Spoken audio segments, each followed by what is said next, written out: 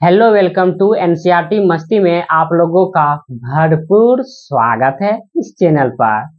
जैसा कि हम लोग जानते हैं कि हड़प्पा सभ्यता इंडियन सिविलाइजेशन समाप्त हो चुका है और साथ ही उसका एमसीक्यू हम लोग लगा चुके हैं। आज हम उपस्थित हैं न्यू चैप्टर को लेकर। उस चैप्टर का नाम है क्या बताती हमें किताबें और कब्रें। तो आप लोग तैयार हैं? अगर तैयार हैं तो लिखिए कमेंट में हाउ, मतलब कमेंट में लिखिए हाय सर। कमेंट में क्या लिखिए दोस्त? Hi sir. कमेंट में क्या लिखिए बहिना? हाय सर लिखिए। देखिए, अगर आप लोगों का वीडियो अच्छा लगेगा तो प्लीज एक कमेंट जरूर कीजिएगा, हमको क्लास अच्छा लगा हाय सर। एक कमेंट हाय सर, अच्छा लगा क्लास, इससे हमको मोटिवेशन मिलता है। ठीक, अब हम जानते हैं दोस्त, क्या जानते हैं? अध्याय 4। अध्याय 3 में हमने क्या पढ़े? अध्याय 3 में हम पढ़ लिए, क्या पढ़े बताइए? अरे यार, अध्याय 3 में हम पढ़े हैं हड़प्पा सभ्यता, आरंभिक नगर।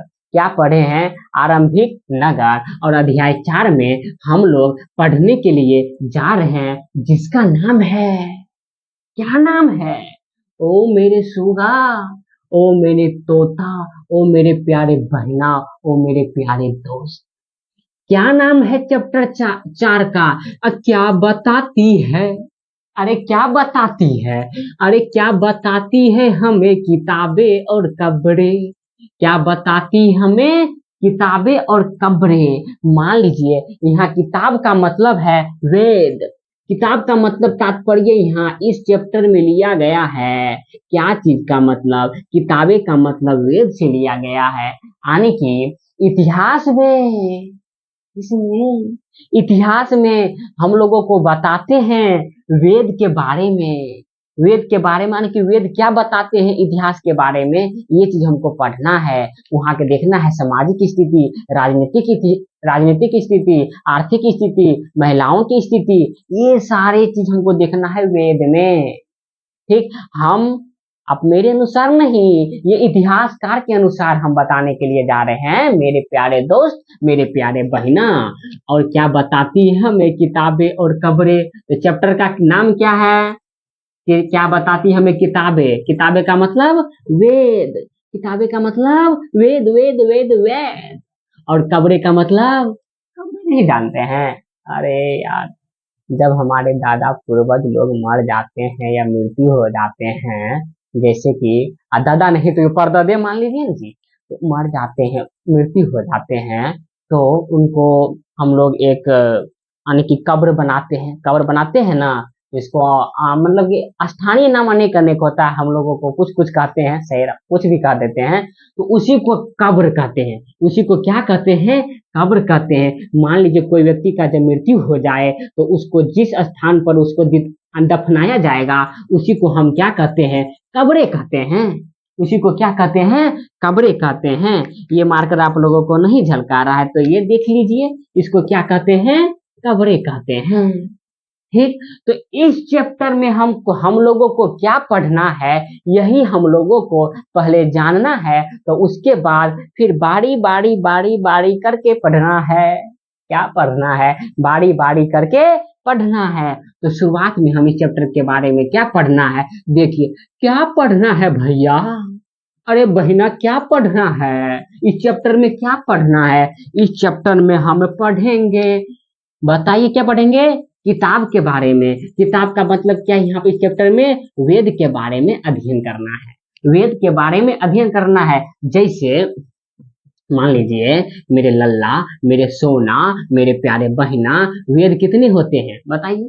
4 वेद होते हैं। कितने वेद होते हैं? 4 वेद होते हैं। कौन कौन? एक होता है ऋग्वेद।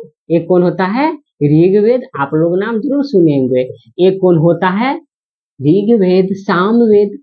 ऋग्वेद, सामवेद और यजुर्वेद, और यजुर यजुर्वेद और क्या? और अथर्ववेद, अथर्ववेद। ठीक, तो हम 4 वेद के बारे में आज हम चर्चा करने के लिए उपस्थित हूँ। ठीक, अगर ये 4 वेद नहीं हो सके तो दूसरा पार्ट में, लेकिन करेंगे तो इसी ना, इसी चैप्टर में ना। तो वेद कितने होते हैं? 4। लिखिए कमेंट बॉक्स में कितने वेद होते हैं? 4। कितने वेद होते हैं? कितने वेद होते हैं? 4। ऋग्वेद, सामवेद, यजुर्वेद, अथर्ववेद। ऋग्वेद, सामवेद, यजुर्वेद, अथर्ववेद। किसी को नहीं? तो कितने वेद होते हैं? 4 वेद होते हैं। ये बहुत सारे एग्जाम में पूछे गए हैं, बहुत सारे कंपटीशन, बहुत सारे अदर टेस्ट में पूछे गए हैं। वेद की संख्या कितनी है? तो 4 है। ठीक, तो हमको पढ़ना है वेद के बारे में, ये कंप्लीट। अब क्या है? कब्र के बारे में पढ़ना है। जो व्यक्ति को मृत्यु हो जाता था, जिसको जहां पर दफनाया जाता था, उसी को क्या कहते हैं? कब्रे। उसी को क्या कहते हैं? कब्रे। बस, आप लोग तो बहादुर हैं, आप लोग बहुत अच्छे हैं मेरे प्यारे बहना। अब देखिए, कब्रे, कब्रे का मतलब महापाषाण के बारे में। अब महामन, देखिए इसका थोड़ा सा हम तोड़ते हैं। महापाषाण, महापाषाण। फर्स्ट पार्ट 3 आप चैप्टर 1 का उसको थोड़ा सा ध्यान दीजिएगा। तो हम यहाँ पे बता चुके हैं कि महापाषाण का मतलब क्या होता है। फिर भी देखिए, महा मने होता है 12। महा मने क्या होता है? 12। और पाषाण मने क्या होता है दोस्त?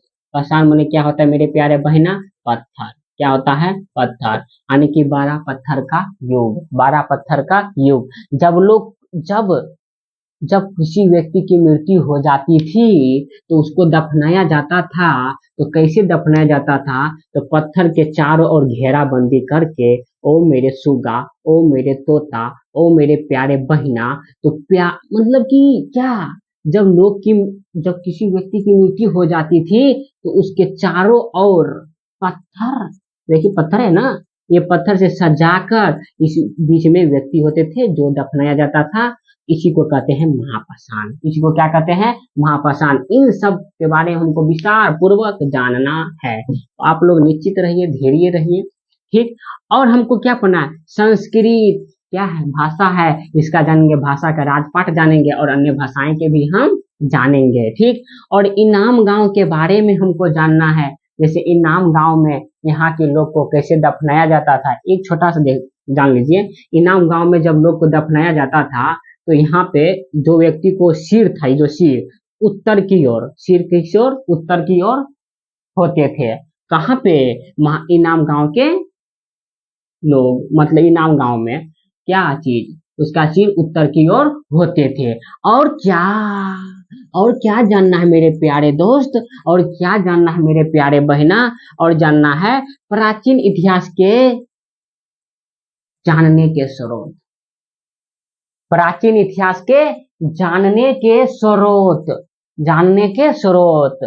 अब जैसे मान लीजिए, इसका तात्पर्य हम बता रहे हैं। प्राचीन इतिहास, प्राचीन इतिहास समझ रहे हैं?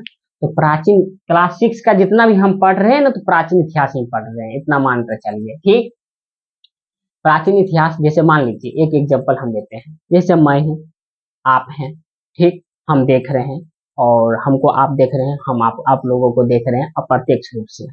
अगर आप लोग कमेंट कर देते हैं तो पूरा प्रत्यक्ष हो गया मेरे अनुसार। ठीक, तो जैसे हम हैं, तो मेरे बारे में कुछ तो हम, मान लीजिए हमको बारे में मतलब कुछ जानना है, या तो डायरेक्ट हमसे मिल सकते हैं। ये सुनील सर हैं, ये सुनील सर हैं, हाँ देखते हैं, इतना है, इतना है, अच्छा मतलब चश्मा लगाया हुआ, टोपी पहना हुआ, इतना जान जाएंगे। ठीक, मान लीजिए मेरा मृत्यु हो गया तो मेरा कंकाल मिल जाएगा, मेरा कुछ मिल जाएगा, टोपी चश्मा मिल जाएगा, तो कहेगा ना ये सुनील का होगा। तो उसको कहते हैं पुरातात्विक इतिहासकार के माध्यम से हम पता लगाते हैं, खुदाई उदाई करके उसका जेवर, गहने, हड्डी, कंकाल, ये सब चीज के बारे में पता लगाकर उस व्यक्ति को अनुमान लगाते या उस सभ्यता को अनुमान लगाते हैं। तो उसको क्या कहते हैं? पुरातात्विक इतिहासकार। ठीक, ये जानने का स्रोत है, इतिहास को कैसे जाना जाए। और कोई मेरा बारे में एक किताब छाप दे, जैसे आप ही लोग सुनील सर अच्छे पढ़ाते थे या खराब पढ़ाते थे, एक मेरे बारे में एक छोटा सा नोट्स बनाए हैं, तो वो किसी को दे दिया जाए, कहेंगे ये सुनील सर का थोड़ा सा जीवनी है, देख लीजिए। तो वो देख लेगा, हाँ वो किताब में लिखा हुआ है ना। तो मतलब कि क्या है, प्राचीन इतिहास जानने का स्रोत 2 चीज है। एक पुरातात्विक, यानी कि एक पत्थर उत्थर पर देखिए स्रोत हम बता रहे हैं। क्या बता रहे हैं दोस्तों? स्रोत बता रहे हैं। स्रोत 2 तरीके से, 3 तरीके से हम जान सकते हैं, फिलहाल 2 तरीके से चलिए। हम इन सब पर विस्तार पूर्वक चर्चा करेंगे, थोड़ा सा हम शॉर्ट में बता रहे हैं, ऐसा नहीं कि हम नहीं बताएंगे। देखिए होता है कि जैसे स्रोत है, अब पहले हम क्या जानेंगे, साहित्य स्रोत क्या है, साहित्य स्रोत। हमने क्या बोला, जैसे मेरे बारे में आप लोग लिख लिए कि मेरा सुनील सर अच्छे पढ़ाते हैं या खराब पढ़ाते हैं, सुनील सर अच्छे हैं, ये सब मतलब कि कुछ लिखे हैं मेरे बारे में, कमेंट किए हैं एक छोटा सा क्या चीज में, बुक में, तो ये हो गया साहित्य स्रोत। ये क्या हो गया, साहित्य स्रोत। कुछ ऐसा होता है जो कि साहित्य स्रोत नहीं होता है, उसको क्या कहते हैं, पुरातात्विक स्रोत। पुरातात्विक स्रोत, उसको क्या कहते हैं, पुरातात्विक स्रोत। जैसे जैसे क्या, जैसे खुदाई करके कोई वस्तुएं प्राप्त होते हैं, उसको क्या कहते हैं, पुरातात्विक स्रोत कहते हैं। क्या कहते हैं, पुरातात्विक स्रोत कहते हैं। ठीक, तो इस टाइप से हम जानते हैं इतिहास के बारे में। और तीसरा कारण है कि कोई विदेशी आया है, विदेशी आया था, मान लीजिए कोई विदेशी आया है, मेरे बारे में कुछ लिख दिया या आपके बारे में कुछ लिख दिए। भारत एक महान देश था, चंद्रगुप्त मौर्य के समय में बहुत अच्छे शासन व्यवस्था थे, कोई कोई आकर कोई विदेशी आकर यहाँ पर लिख दिए, उसको कहते हैं विदेशी साहित्य स्रोत। उसको क्या कहते हैं, विदेशी साहित्य स्रोत। ये सब हम विस्तार पूर्वक होते हुए जानेंगे, तो चिंता करने की कोई बात नहीं। अगर आप लोगों को समझ भी नहीं आया तो घर बनाने की कोई बात नहीं है, चिंता करने की कोई बात नहीं है मेरे प्यारे बहना, नहीं है मेरे प्यारे दोस्त। तो हम जान चुके हैं, क्या जान चुके हैं, प्राचीन इतिहास जानने का स्रोत क्या क्या पढ़ना है। और छठा बात है कि इतिहासकार ऋग्वेद का अध्ययन कैसे करते हैं, ये भी हम जानेंगे। तो हम कितना पॉइंट है, 6 पॉइंट है, आप लोग इसको दोहराइए दोहराइए दोहराइए दोहराइए। तो क्या किताब के बारे में पढ़ना है, वेद के बारे में, कब्र के बारे में पढ़ना है, महापाषाण के और संस्कृत और अन्य भाषाएं के बारे में पढ़ना है, इनाम गांव के बारे में पढ़ना है, और प्राचीन इतिहास जानने का स्रोत भी पढ़ना है। इतिहास का ऋग्वेद का अध्ययन कैसे करते, ये भी हमको जानना है। तो शुरुआत में हम ये वाला टॉपिक हम उठाकर इस पर चर्चा करता हूँ, तो आप लोग धैर्य से बने रहिए, पानी पीते रहिए, आज उतना गर्मी नहीं है। ठीक, तो आप लोग बस 1 सेकेंड वेट कीजिए, 1 सेकेंड 1 सेकेंड।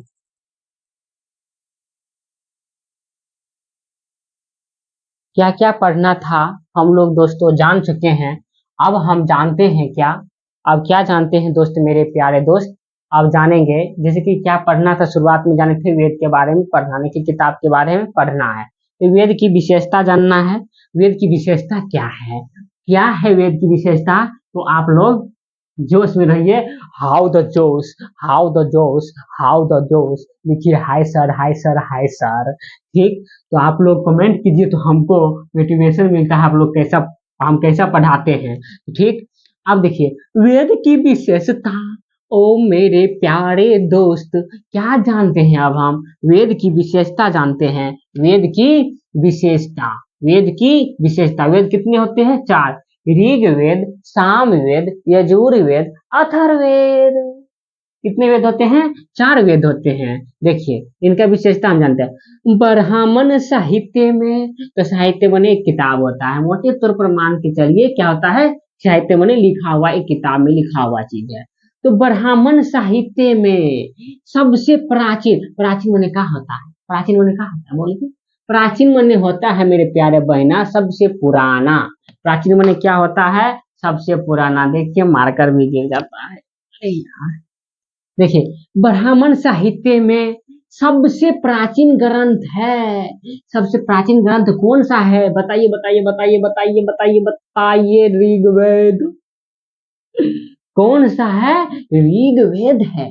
कौन सा है, ऋग्वेद है। तो ब्राह्मण साहित्य में सबसे प्राचीन ग्रंथ कौन सा है, तो ऋग्वेद है, ऋग्वेद है। आपसे पूछा जाए ब्राह्मण साहित्य में सबसे पुराना ग्रंथ कौन सा है, आप बताइए, धैर्य से बताइए, ऋग्वेद जनाब, ऋग्वेद। ठीक, अब देखिए, तथा वेदों की संख्या कितनी है, 4 है। वेदों की संख्या कितना है, 4 है। वेदों की संख्या कितना है, 4 है। बारंबार इसलिए बोलते हैं ताकि आप लोगों को याद हो जाए। आप लोग मेरे भी साथ बोलिए, वेदों की संख्या कितना है, 4 है। कौन कौन है, ऋग्वेद है, अरे कौन कौन है? ऋग्वेद है, अरे सामवेद है, अरे यजुर्वेद है, अरे अथर्ववेद है। वेदों की संख्या कितना है? तो 4 जनाब। तो पहला ऋग्वेद, दूसरा सामवेद, तीसरा यजुर्वेद, चौथा अथर्ववेद। चारों के बारे में यानी कि 4 वेद के बारे में हमको पढ़ना है, ऋग्वेद, सामवेद, यजुर्वेद और अथर्ववेद। ठीक, तो आप लोग तैयार हैं? तो तैयार हैं तो लिखिए, आप लोग सिर्फ मोटिवेशन में रहिए। ठीक, देखिए ऋग्वेद, ऋग्वेद जिसकी रचना 3500 साल पहले हुई, मेरे लल्ला, मेरे प्यारे, मेरे सोना, मेरे प्यारे बहिना, 3500 साल पहले हुई है ऋग्वेद की रचना। जबकि जबकि जबकि हड़प्पा सभ्यता का 4600 साल पहले का है जनाब। हड़प्पा सभ्यता कब का है? 4600 साल पहले का है, 4600 साल पहले का। जबकि ऋग्वेद की रचना 3500 साल पहले। तो इतिहासकार के अनुसार पहले ऋग्वेद, पहले की हड़प्पा सभ्यता, पहले ऋग्वेद की, पहले हड़प्पा सभ्यता। इतिहासकार के अनुसार पहले हड़प्पा सभ्यता, तब ऋग्वेद, तब वैदिक साहित्य आते हैं, वैदिक काल। तब पहले हड़प्पा सभ्यता का पतन हुआ, तब आया कौन? वैदिक काल। वैदिक काल जिसमें हम 4 वेद के बारे में अध्ययन करते हैं। आर्य के बारे में नाम सुने ना, इसी के बारे में हम अध्ययन करेंगे। ठीक है, तो वेदों की संख्या 4 जान चुके हैं। तो ऋग्वेद की रचना कब हुई? तो 3500 साल पहले हुई। अब देखते हैं क्या ऋग्वेद में, अरे भैया ऋग्वेद में 1028 क्या है? प्रार्थनाएं हैं। 1028 क्या है? प्रार्थनाएं हैं। 1028 क्या है? प्रार्थनाएं हैं, जिन्हें सूक्त कहा गया। जिन्हें क्या कहा गया? ध्यान से ध्यान से ध्यान से, ध्यान कहाँ है? ध्यान खटर खुटर कुछ बगल उगल में कर रहा है तो करने दीजिए, कोई झगड़ा कर रहा है तो करने दीजिए, अपने लोग पढ़ाई पर फोकस कीजिए ना। ठीक, तो ऋग्वेद में 1028 प्रार्थनाएं हैं जिन्हें सूक्त कहा गया। ऋग्वेद में कितने प्रार्थनाएं हैं, कितने सूक्त हैं? तो 1028 सूक्त है। कितने सूक्त हैं? 1028 सूक्त है। कमेंट में लिखिए, अभी याद हो जाएगा भैया, अभी याद हो जाएगा मेरे प्यारे बहना। तो कितना है ऋग्वेद में मंत्र? मंत्र नहीं, प्रार्थनाएं कितना है? 1028, 1028, 1028। तो सूक्त यूपीएससी में पूछा गया था। यूपीएससी, यूपीएससी, यूपीएससी में पूछा गया था कि सूक्त का मतलब क्या होता है? सूक्त का मतलब क्या होता है? यूपीएससी में पूछा गया। तो हम लिखे हैं सूक्त का मतलब, सूक्त, सूक्त का मतलब अच्छी तरह से बोला गया। बताइए, अगर हम क्लास 6 के एनसीईआरटी पढ़ लेते, यूपीएससी का सोल्व नहीं कर देते, क्वेश्चन को, प्रश्न को नहीं सोल्व कर देते, आराम से कर देते कि नहीं? तो 1028 प्रार्थनाएं हैं जिन्हें सूक्त कहा गया। 1028 प्रार्थनाएं जिन्हें सूक्त कहा गया ऋग्वेद में। और सूक्त का मतलब होता है अच्छी तरह से बोला गया, अच्छी तरह से बोला गया। ये यूपीएससी का सवाल है, लिख लीजिए, कॉपी नोट कर लीजिए, ये यूपीएससी का सवाल है आपका। हम ये एमसीक्यू में आपको प्रैक्टिस करने के लिए हम देंगे। देखिए ऋग्वेद की भाषा, जैसे मेरा भाषा क्या है, हम लोगों का भाषा क्या है? हिंदी है। आपका भाषा क्या है? मेरा भाषा क्या है? जिसमें हम गांव में भी आए हैं, गांव में पढ़ा रहे, इसलिए छोटा बोर्ड है। तो गांव में आए हैं, यहाँ का भाषा क्या है? मैथिली। क्या ना बोला जाता है? बस बताएं, खाना वाना खेलिए कि नहीं खेलिए? यहाँ पढ़े छिए ना? हाँ पढ़े छिए, हमारे हमें पढ़वे छिए।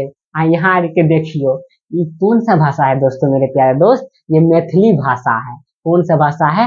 मैथिली भाषा है। तो हम क्या पढ़ेंगे? ऋग्वेद की भाषा प्राकृतिक सांस्कृतिक, जिसको और क्या कहते हैं? वैदिक संस्कृत कहलाती है। वैदिक संस्कृत भी कहलाती है, ऋग्वेद की भाषा है। मात्र 1 सेकेंड आप लोग रुकिए, पानी थोड़ा पी लेता हूँ। ठीक, जल ही जीवन है। चलिए मेरे प्यारे दोस्त, आप लोग पानी पी लिए हैं ना? तो पी लीजिए आराम से। तो आज अब हम फिर जानते हैं, तो सूक्त का मतलब क्या होता है? अच्छी तरह से बोला गया, अच्छी तरह से बोला गया, ये आपका यूपीएससी में पूछा गया है। क्या मेरे प्यारे बहना, पूछा गया है यूपीएससी में। सूक्त का मतलब अच्छी तरह से बोला गया। फिर से देखिए, ऋग्वेद में मुख्यतः 3 देवता है। ऋग्वेद में कितने देवता है? मुख्यतः 3 देवता है। कौन कौन? नाम बोलिए, बोलिए। अग्नि, इंद्र और सोम। अग्नि देवता, इंद्र देवता और सोम देवता, इतिहासकार के अनुसार हम पढ़ रहे हैं, समझे? तो अग्नि हो गया, और इंद्र, और तीसरा में अग्नि, इंद्र और सोम देवता। तो सबका अलग अलग काम क्रिया होगा, सबका अलग अलग अपना अपना काम होता है, ठीक। तो अग्नि आग का देवता, इंद्र युद्ध का देवता, और सोम एक पौधा होता है जो घास प्रिय पौधा होता है, उसका देवता, ठीक। तो ये हम जानेंगे, ठीक। देखिए, पढ़िए, देखिए भैया, ऋग्वेद में, अरे भैया, ऋग्वेद में मुख्यतः 3 देवता है। ऋग्वेद में मुख्यतः कितने देवता? 3 देवता। ऋग्वेद में मुख्यतः कितने देवता? 3 देवता। पहला इंद्र भगवान, इंद्र देवता। दूसरा अग्नि, तीसरा सोम। इंद्र, अग्नि, सोम, इंद्र, अग्नि, सोम, ठीक। तो 3 देवता, तो सबका अपना अपना कौन सा डिपार्टमेंट में कौन देवता है ये जानेंगे, कौन सा विभाग में है, कौन सा काम है। देखिए, तो अग्नि, अग्नि का काम, अग्नि आग की देवता, अग्नि आग की देवता। और इंद्र, याद कीजिए, इंद्र युद्ध के देवता, इंद्र युद्ध के देवता। सोम एक पौधा है जिसे एक खास पेय बनाया जाता है, इसका देवता कौन है? सोम। इसका देवता कौन है? सोम। देखिए, तो वेदों की संख्या कितनी होती है? 4 होते हैं। ऋग्वेद, सामवेद, यजुर्वेद, अथर्ववेद। ये चारों वेदों को मिलाकर, ओ मेरे प्यारे बहना, ओ मेरे प्यारे भैया, ओ मेरे देश का भविष्य, हमने क्या बोले? हमने बोले 4 वेद होते हैं, ऋग्वेद, सामवेद, यजुर्वेद, अथर्ववेद। बारंबार बोलिए, इस चारों को मिलाकर इसको कहते हैं। मान लीजिए, इस चारों वेदों को इसमें मिला दिए हैं, 1 2 3 4, चारों वेदों को मिला दिए, तो इसको कहते हैं हम वैदिक साहित्य। क्या जनाब? वैदिक साहित्य कहते हैं जनाब। क्या मेरे प्यारे बहना? वैदिक साहित्य कहते हैं। चारों वेदों को इसमें मिलाए तो इसको क्या बनेंगे? वैदिक साहित्य। और अब हम क्या करेंगे? वैदिक साहित्य को बांटते हैं, और बांटने से पहले एक छोटा सा हम आप लोगों को सूचना देने के लिए उपस्थित तो फिलहाल थी, और सूचना दे रहे हैं कि जो प्रीति मैम है, वो आप लोगों को क्या पढ़ाएंगे? पॉलिटिकल साइंस, क्लास 8 से। तो आप लोग रिक्वेस्ट कीजिए आने का, तो आप लोग जरूर आइए, मतलब मैम जरूर आएंगे। प्रीति मैम थोड़ा आइए, आ रहे हैं, तो आप लोग तैयार हैं? तो ये आप कल से, अभी से ही स्टार्ट करेंगे पढ़ाने के लिए, मेरा सेशन जब समाप्त होगा तो। नमस्कार दोस्तों, आपका एनसीईआरटी मस्ती पर आपका भरपूर स्वागत है। ये मेरे भाई है, सुनील नाम है इसका, और मेरा नाम प्रीति भरतवंशी है। आज से हम स्टार्ट करेंगे क्लास 8 का पॉलिटिकल साइंस, और आप बने रहिएगा अंतिम सेशन तक, और क्लास 12 तक हम मतलब पढ़ाने जा रहे हैं। ठीक है, धन्यवाद। तो जैसा कि आप लोग जानते हैं, तो ये प्रीति मैम है, ठीक। और जो रिश्ते हम सिस्टर है, अपना सिस्टर है, तो ये पढ़ाएंगे क्या पढ़ाएंगे? पॉलिटिकल साइंस क्लास 8 से और 12 तक समाप्त कर देंगे। हम भी क्लास 6 से क्या है लेकर आए? हिस्ट्री 12 तक मेरा भी टारगेट है। तो हम जानते हैं, अब रुकिए, तो हम जानते हैं क्या? अब वैदिक साहित्य, तो इस चारों वेदों को मिलाकर हम क्या कहते हैं? वैदिक साहित्य। चारों वेदों को मिलाकर क्या कहते हैं मेरे प्यारे दोस्त? वैदिक साहित्य। और वैदिक साहित्य को हम 2 भाग में बांटेंगे। वैदिक साहित्य में कितने भागों में बांटेंगे मेरे प्यारे दोस्त? 2 भाग में बांटेंगे। बोलिए बोलिए बोलिए, वैदिक साहित्य, वैदिक साहित्य, वैदिक साहित्य। ये लिखा हुआ स्रोत है वैदिक साहित्य। वैदिक साहित्य, वैदिक साहित्य को दो भाग में बांटते हैं। कितने भाग में बांटते हैं? दो भाग में बांटते हैं जनाब। कौन कौन सा? एक ऋग्वैदिक काल, एक कौन सा? ऋग्वैदिक काल। एक कौन सा? ऋग्वैदिक, दूसरा उत्तर वैदिक काल। पहला ऋग्वैदिक, ऋग्वैदिक काल, ऋग्वैदिक काल। और दूसरा जनाब, दूसरा मेरे प्यारे दोस्त, दूसरा क्या है? उत्तर वैदिक काल।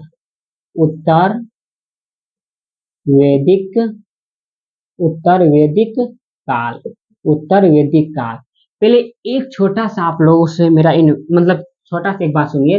वैदिक साहित्य जो है ना, वैदिक साहित्य, वैदिक साहित्य इसको दो भाग में बांटते हैं, ऋग्वैदिक काल और उत्तर वैदिक काल। वैदिक साहित्य इसका समय काल है 1500 से 1500 ईसा पूर्व से 1500 ईसा पूर्व से बीसी माने ईसा पूर्व, 1500 ईसा पूर्व से 600 ईसा पूर्व, 600 ईसा पूर्व, 600 ईसा पूर्व इसका वैदिक साहित्य का समय काल है।